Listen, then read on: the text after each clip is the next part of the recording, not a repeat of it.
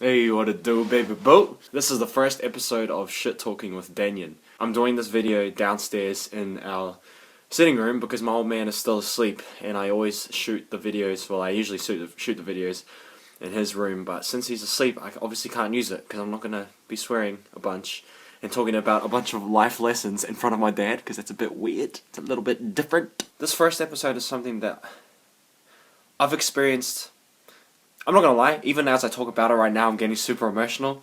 There's some water coming up and, blah blah blah. And the reason why the reason why I'm getting super feelsy about it is because I've had, in the past month, an experience with this particular concept that has completely changed my life. Completely. Literally, you literally can't describe it, put into words how much this concept has changed my life. And the concept is called conscious conditioning. When you grow up, okay, you're subject to a bunch of different influences and just people around you, the environment around you, that you consciously did not choose. You didn't choose your parents unless you have beliefs about, the prior life or whatever, any of those kind of out there kind of beliefs, which if you do, I'm not judging. I'm just saying you didn't choose your parents, you didn't choose the environment that you decided to be brought up in, you didn't choose the beliefs that your society has implemented, or the practices or the habits or any of that stuff. You didn't choose any of that stuff. That conditioning, it's called conditioning, has a huge effect on your belief systems, the quality of your life, the image that you have of yourself, your level of self-esteem. Whether you know it or you don't know it, it has had a huge effect on you. For example, the majority of people in this world, if you're overweight, you're taught to believe that you're not full, you're not complete, or you're not a good person, or you're not attractive, or any of that stuff. Now, what I'm not saying that if you're overweight you are attractive. I'm not saying that, okay? This is the nuanced point that I'm trying to make, is that I'm not saying that you should go and be fat, because fuck unconscious conditioning. You can go suck a dolly. I'm gonna go be fat and go and freaking I'm gonna go be homeless and I don't want a job. I'm not saying that at all. Please don't fucking misinterpret what I just said, okay? And so in the past month, what I've been doing is listening to these dudes talk. Their names, the crew that they are is RSD, and they're a dating group. And the reason why I listen to a lot of dating advice and stuff, first off, it's because I used to suck the dollies with girls. I used to be so bad. I used to be like terrible. I'll tell you a couple of stories now. I grew up religious, and in the religion that I grew up in, you're not supposed to date girls until you're 16. So there's that rule, okay? You're not supposed to date girls until you're 16. Second off, I was the type of child who really, really wanted to do what my parents thought was the right thing to do. For example, since that was the belief, the religion that I was brought up in, because my dad and mum, I really, really wanted their love. I really wanted to receive their love as a kid. One way of doing that was to not talk to girls, or just to not, and that's another reason why I was so academically smart, because my parents really, really they value that a lot, to be academically smart, and so I wanted their love, and I just did. I was the smartest kid in our family. I was constantly the top of the classes and stuff, and for a Samoan to be academically smart, that's really effed up. Usually Samoans aren't academically smart, but since I really wanted their love, I studied hard. I would constantly just be doing group projects and working on different stuff, and I remember even specifically my parents just being like, yeah, talking to my brothers, look at Danyon, this is what you're supposed to be like, this is the bar, you should look at this, he's an example of a good kid or whatever, you know what I mean? You know what I'm trying to say? I even got this MP3 one time because I got an A+. I got a stacks of A+s on my report card, which is the norm for me because I was so academically smart. And I got an MP3 player, and like, this is what happens. You get rewarded for that self-image, which is complete bullshit. Like, it's a self-image that's built off of bullcrap conditioning. Where was I going with this? Okay, and then this is where I was going.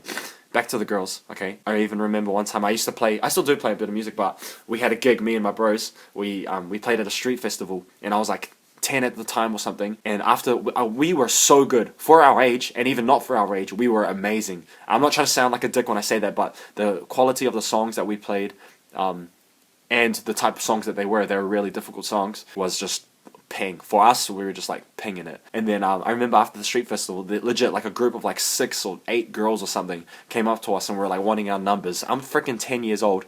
I'm this 10-year-old little supplicative, if that's a word, supplicate to my parents, kid, and then I was legit. They're like, oh, blah blah, blah, give me your attention, give me your attention. I was like, I legit said to them or something like along the lines of, I can't talk to you. I'm religious. I can't talk to you until I'm 16, and then walked away. And then they were walking after us, specifically me because I was the singer, and singers usually get the most attention. And I just walked away. I was like, no, don't talk to me, don't talk to me.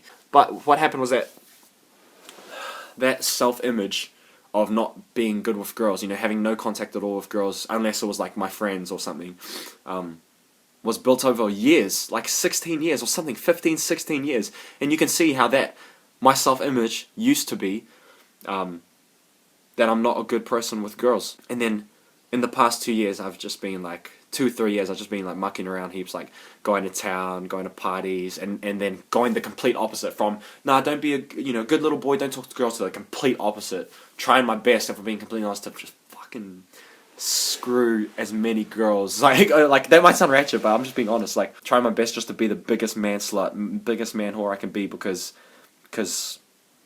I never experienced it before. There was a point in my life where I wanted to be a bad boy. I was a good boy for so freaking long that I wanted the taste of being bad. I just wanted to be a bad person. Not a bad person in regards to go do bad things, but a bad person in regards to, did you hear about Danyon?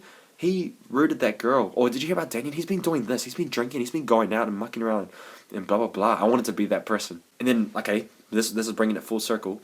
I know I've talked heaps, but in the past month, I've been listening to these dudes talk. Because even though I did that, even though I went completely against my old self-image, and I was just a bit of a muck around, just mucking around trying to, talk to girls and shiz. Even though I did that for a couple of years, the couple of years is nowhere near as powerful as the 16 years of first conditioning, the 16 years of unconscious conditioning that I was subject to. Nowhere near as powerful.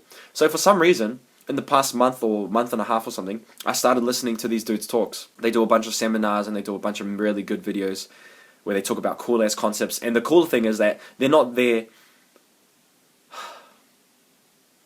The cool thing is that their purpose, the highest purpose, isn't for you to F girls and for you to be this little man slut. Their highest purpose is for you to be the coolest dude that you can be, and to be grooming your own emotional health, and just to be, to be financially successful in your relationships, health, everything. They want you to be the coolest dude that you can be. And then, but usually people don't, if you were to say to a dude, be a cool dude, compared to, I'll help you fuck heaps of girls, which one sounds more attractive? And over the past month, okay, I'm bringing this full circle now. Over the past month, I've been listening to their talks on autopilot. There will be at least 3 hours of the day where I'm doing something like exercising or cleaning up or just going for a walk or something, and I'll be listening to their talk on 2x speed. And so that means I'll get like a good old, couple hours, 3-4 hours of conditioning. And this is conscious conditioning. This is me making a conscious choice that I want to be influenced by this type of material and this type of person, rather than one that's not my choice. And let me tell you this, bro.